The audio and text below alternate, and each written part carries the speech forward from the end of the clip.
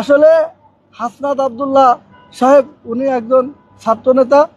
ওনারা প্রকৃত বিষয় না জেনে আমাদের সাথে কথা না বলে এবং বাইরের কোনো কারোর উস্কানিতে বা কান কথায় প্ররোচিত না হয়ে এ ধরনের ওনারা মন্তব্য করবেন না।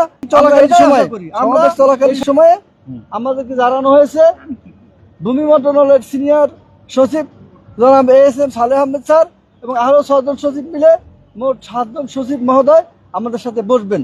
এই কালো আইন প্রত্যাহারের বিষয়ে ওনাদের সাথে আলাপ আলোচনা হবে। আলাপ আলোচনার পরে তারপরে আমরা আগামীকাল সমাবেশের মাধ্যমে এই বিষয়টা কর্মচারীদেরকে জানিয়ে দেব। হাসনাত আব্দুল্লাহ উনি একটা আলটিমেটাম দিয়েছেন, বিশেষ করে এনসিবির উনি একটা দায়িত্বপ্রাপ্ত নেতা। উনি বলেছেন আপনারা এটা প্রত্যাহার না করলে আপনাদের বিরুদ্ধে কঠোর ব্যবস্থা নেবেন।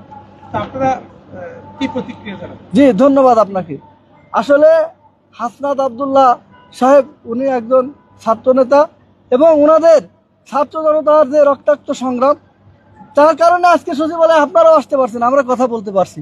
তাদের অবদানকে আমরা কখনো অস্বীকার করি না এবং তাদেরকে শ্রদ্ধা রেখে, তাদের প্রতি শ্রদ্ধা রেখে আমি বলতে চাই, ওনারা প্রকৃত বিষয় না জেনে আমাদের সাথে কথা না বলে এবং বাইরের কোনো কারোর উস্কানিতে বা কান কথায় প্ররোচিত না হয়ে এ ধরনের ওনারা মন্তব্য করবেন না।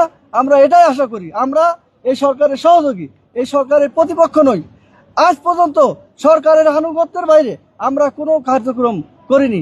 আমাদের কোনো আচরণ সরকারি কর্মচারী শৃঙ্খলা এবং রাষ্ট্র পরিপন্থী রাষ্ট্রের কোনো নীতি নির্ধারণী পর্যায়ের বিরুদ্ধে কোনো কার্যক্রম আজ পর্যন্ত আমরা করিনি। একটি বিষয় তা নিবর্তনমূলক, এই দেশের নিরীহ শান্তিপ্রিয় কর্মচারীরা ক্ষতিগ্রস্ত হবে, সেই বিষয়টা আমরা প্রত্যাহারের জন্য বলেছি। ভাই, এই দাবি মানা নিয়ে কালকে একটা বৈঠক ছিল, সেই বৈঠকটা হয় নাই। আজকেও এখন আপনাদেরকে যে ডাকা হয়েছে সেটাও আপনারা নিশ্চিত না, টালবাহানা চলছে। আসলে বিষয়টা অনেক সময় যারা ঊর্ধ্বতন পর্যায়ে থাকেন তাদের কর্মব্যস্ততা এবং কিছু সীমাবদ্ধতা থাকে। এছাড়া কালকে আমাদের যে শিডিউল টাইম ছিল, সে টাইমে আমাদের কিছু কর্মচারীর কিছু ভুল সিদ্ধান্তের কারণে আমাদের আইন উপদেষ্টা মহোদয় আসতে পারেননি। আমরা চাচ্ছি যে সুন্দর কর্ম পরিবেশে আজকের যে বৈঠকটা হবে, তারপরে যদি মাননীয় প্রধান উপদেষ্টা মহোদয় মনে করেন উনি আমাদেরকে ডাকতে পারেন। আসলে এটা কিছু কর্মকর্তা বা সরকারের নীতি নির্ধারণী পর্যায়ের একটা অদক্ষতা বলা চলে। তারা যদি এর আগে 3 দিন আগে বিষয়টি আমাদের সাথে আলোচনা করে সমাধান করতেন, আজকে আমাদের মাঠে নামার কোনো প্রয়োজন হতো না। আমি মোহাম্মদ বাদিউল কবির, সচিবালয় কর্মকর্তা কর্মচারী সংযুক্ত পরিষদের সভাপতি এবং আমাদের 3টি পরিষদ ছিল, এখন সেটি মিলে 3টি মিলে একটি ঐক্য ফোরাম হয়েছে।